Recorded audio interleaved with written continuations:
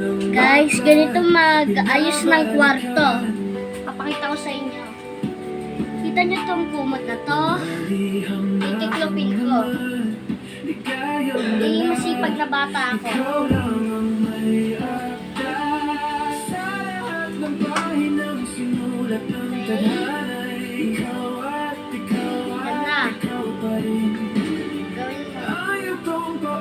Yan.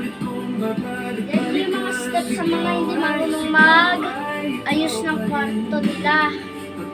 Kahit mayaman man kayo. Kailangan yung mag-ayos ng kwarto nyo. Mag-ayos. Huwag kayong magpayabang-yabang.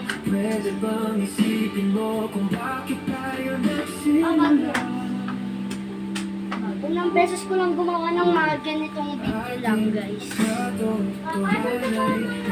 Masipag lang ako, maging masipag lang.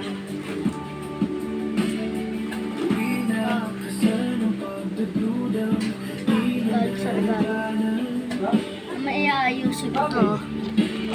Maiayusin ko to. Magulo. Maiayusin ko yun. Tapos ito naman ay ganito na. Ito yung result. Diba? Diba? Ganda magtiklop. Yan o. Results.